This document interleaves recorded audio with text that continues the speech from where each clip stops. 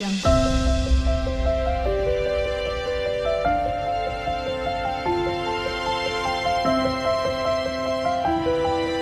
गंगणपते नमः। जय मां तारा। पारशर ज्योतिर्विज्ञान में आप सभी दर्शकों का हार्दिक अभिनंदन है। आज दुर्गा सप्तशती के 11वें अध्याय की कथा को करते हैं। सर्वप्रथम ध्यान। जिनके अंगों की कांति प्रातःकालीन बाल सूर्य के सदृश है, चंद्रमा के मुकुट से उनका मस्तक सुशोभित है, उभरे हुए स्तनों एवं 3 नेत्रों से युक्त मुख पर मंद हास्य, हाथों में वरद अंकुश पाश एवं अभय मुद्रा शोभित हो रही है, ऐसे भुवनेश्वरी देवी का मैं चिंतन करता हूं। ऋषि ने कहा, देवों के द्वारा शुंभ का वध होने पर इंद्रादि देवता अग्निदेव के आगे करके भगवती कात्यायनी देवी की स्तुति करने लगे। उस समय उन देवगणों की मनोवांछा पूर्ण होने से उनके मुख की कांति चमक रही थी और उस प्रकाश से संपूर्ण दिशाएं आलोकित हो रही थी।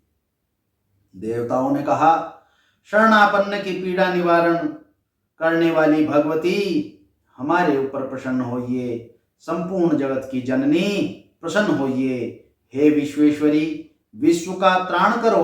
देवी, तुम ही चराचर विश्व की अधिष्ठात्री हो। तुम ही इस जगत की एकमात्र आधारभूता हो, क्योंकि पृथ्वी के रूप में तुम्हारी ही अवस्थिति है। हे देवी, तुम्हारा पौरुष अलंघनीय है। तुम ही जल के रूप में स्थित होकर समस्त जगत को तृप्त करती हो। तुम अनंत बलशाली हो, वैष्णवी शक्ति हो, इस जगत की कारण रूपणी परामाया हो। देवी, तुमने ही इस संपूर्ण जगत को मोह में डाल रखा है। तुम्हारी प्रसन्नता पाकर ही लोग पृथ्वी पर मोक्ष लाभ करते हैं। हे देवी, समस्त विद्याएं तुम्हारे भिन्न भिन्न स्वरूप हैं। इस विश्व में जितनी भी नारियां हैं, वे सब तुम्हारी ही प्रतिमूर्ति हैं। हे जगदम्बे, तुमने ही इस विश्व को व्याप्त कर रखा है। तुम्हारी स्तुति किस प्रकार हो सकती है? तुम सभी स्तुनीय पदार्थों से परे और परावाणी हो। जब तुम ही सर्वस्वरूपा देवी होकर स्वर्ग तथा मोक्षदायिनी हो, तब इसी रूप में तुम्हारी स्तुति हो गई। तुम्हारी स्तुति के लिए इससे बढ़कर दूसरी और कौन सी बात हो सकती है? समस्त प्राणियों के हृदय प्रदेश में बुद्धि रूप बनकर निवास करने वाली तथा स्वर्ग और मोक्ष देने वाली नारायणी देवी, तुम्हें हमारा नमस्कार है। क्रमशः कला, काष्ठा आदि रूप से परिणाम की ओर ले जाने वाली तथा विश्व के उपसंहार में समर्थ नारायणी, तुम्हें मेरा नमस्कार है। नारायणी, तुम सभी मांगलिक वस्तुओं को देने वाली मंगलमयी हो। तुम ही कल्याणदायिनी शिव स्वरूपा हो। सभी पुरुषार्थों की प्रदान कर्त्री, शरणागत वत्सला, त्रिनयना एवं गौरी हो। तुम्हें मेरा प्रणाम है। तुम सृजन पालन और संहार की शक्तिभूता सनातनी देवी, गुणाधार तथा सर्वगुण संपन्न हो। नारायणी, तुम्हें मेरा प्रणाम है। शरणागत, असहायों, पीड़ितों आदि की रक्षा में तत्पर रहने वाली तथा समस्त क्लेश निवारणी नारायणी देवी, तुम्हें मेरा प्रणाम है। नारायणी, तुम ब्रह्माणी के वेश में हंसों के विमान पर बैठकर कुश मिश्रित जल का छिड़काव करती रहती हो। तुम्हें मेरा प्रणाम है। माहेश्वरी रूप में त्रिशूल, चंद्रमा एवं सांपों को धारण करने वाली तथा बैल की पीठ पर बैठने वाली नारायणी देवी, तुम्हें मेरा नमस्कार है। मयूरों और मुर्गों से आच्छादित महाशक्ति धारणी कौमारी रूप वाली निष्पापे नारायणी, तुम्हें मेरा अभिवादन है। शंख, चक्र, गदा और शारंग धनुष रूप श्रेष्ठ शस्त्रों को धारण करने वाली वैष्णवी शक्ति संपन्ना नारायणी, तुम प्रसन्न हो और तुम्हें प्रणाम है। हाथ में भयानक चक्र और दाढ़ों पर पृथ्वी को उठाए वाराही रूप वाली कल्याणमयी नारायणी, तुम्हें मेरा नमस्कार है। दैत्यों के वध के लिए भयंकर नरसिंह रूप से उद्योग करने वाली तथा त्रिलोक्य की रक्षा में तत्पर रहने वाली नारायणी, तुम्हें मेरा नमस्कार है। मस्तक पर किरीट और हाथ में महावज्र धारण करने वाली सहस्त्र नेत्रों से युक्त होकर उद्दीप्त प्रतीत होने वाली वृत्रासुर का वध करने वाली इंद्र शक्ति स्वरूपणी नारायणी देवी, तुम्हें मेरा प्रणाम है। शिवदूती बनकर दानवों की असंख्य सेना का संहार करने वाली, भयानक रूप बनाने वाली तथा विकट गर्जना करने वाली नारायणी, तुम्हें मेरा प्रणाम है। दाढ़ों के कारण विकट मुख वाली, मुंडमाला से विभूषित मुंड मर्दनी चामुंडा रूपनी नारायणी, तुम्हें मेरा अभिवादन है। लक्ष्मी, लज्जा, महाविद्या, श्रद्धा, पुष्टि, स्वधा, ध्रुवा, महारात्रि तथा महाअविद्या रूपा नारायणी, आपको मेरा नमस्कार है। मेघा, सरस्वती, श्रेष्ठा, ऐश्वर्य रूपा पार्वती, महाकाली, स्वयं परायणी तथा सबकी अधिष्ठात्री नारायणी, तुम्हें मेरा नमस्कार है। सर्वस्वरूपा, सर्वेश्वरी तथा सर्व शक्ति संपन्ना दिव्य रूपा दुर्गे देवी, आप हमारी सभी भयों से रक्षा करें, तुम्हें नमस्कार है। एक कात्यायनी, तीन नेत्रों से विभूषित तुम्हारा सौम्य मुख संपूर्ण भयों से हमारा त्राण करे, तुम्हें हमारा प्रणाम है। भद्रकाली, ज्वाला की लपेटों के कारण विकट प्रतीत होने वाला अत्यंत भीषण और समस्त दानवों का संहारक, तुम्हारा त्रिशूल हमारी रक्षा करे, तुम्हें मेरा नमस्कार है।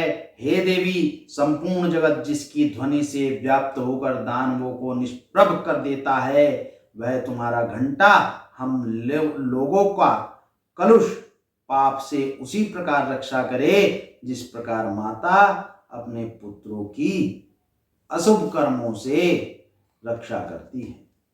हे चंडिके, राक्षसों के रक्त और चर्बी से चर्चित तुम्हारे हाथों में शोभित होने वाला खड्ग हमारा मंगल करे, तुम्हें हमारा प्रणाम है। देवी, तुम्हारी प्रसन्नता से समस्त रोगों का शमन होता है, क्रुद्ध होने पर मनोभलक्षित इच्छाओं का नाश हो जाता है। जो लोग तुम्हारे शरणापन्न हो गए हैं, उन पर विपत्ति की कभी छाया भी नहीं पड़ती। तुम्हारे शरणागत लोग अन्यों के शरणागत बन जाते हैं, अन्यों के शरणदाता प्रदान होते हैं। हे देवी अंबिके, तुमने इन विधर्मी महादानवों का संहार अपने स्वरूप को विभिन्न भागों में विभाजित कर दिया है, तुम्हारे सिवा अन्य कोई इसे नहीं कर सकता था। विद्याओं में ज्ञान को उद्भाषित करने वाली, शास्त्रों तथा वेदों में तुम्हारे अतिरिक्त और किसका वर्णन है?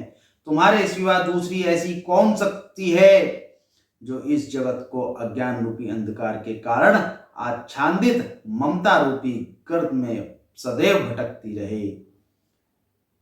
हे जगदम्बिके, जहां आदित्य भयंकर विषधर सांप, शत्रु लुटेरों की जमात और दावाग्नि हो, महा तथा समुद्र के बीच में साथ रहकर तुम विश्व का निरंतर कल्याण करती रहती हो।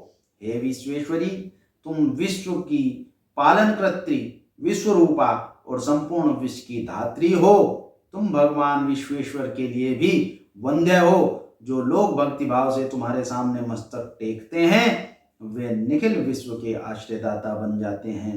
हे देवी, प्रसन्न हो। असुरों का वध करके तुमने जिस प्रकार शीघ्र ही हमारा उद्धार किया है, उसी प्रकार सदैव हमें शत्रु भय से मुक्त कराओ। समस्त जगत का पाप ताप नाश करें।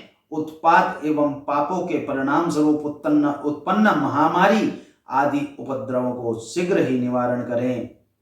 विश्व की पीड़ा दूर करने वाली हे भगवती, हम तुम्हारे चरणों में नतमस्तक हुए हैं, हमारे पर प्रसन्न हो। त्रिलोकवासिनी, हे जगदम्बे, त्रिलोकवासियों की आराध्या परमेश्वरी, सब लोगों को वर प्रदान करो।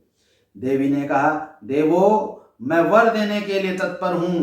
तुम अपना इप्सित वर मुझसे प्राप्त कर लो। संसार के कल्याण कारक वर को मैं अवश्य ही प्रदान करूंगी।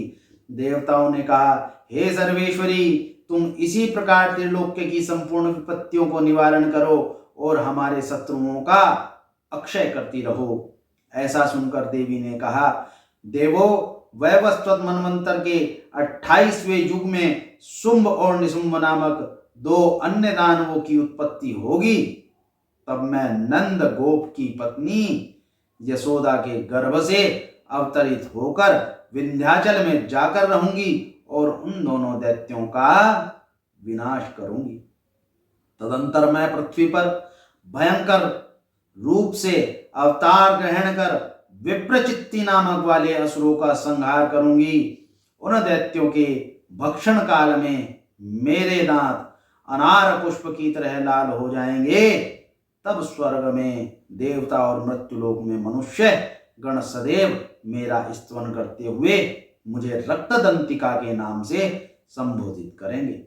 तत्पश्चात जब भूतल पर 100 वर्षों तक वृष्टि नहीं होगी और जल का अभाव रहेगा, तब मनुष्यों की स्तुति से मैं भूमि पर अयोनिजा रूप से उत्पन्न होंगी।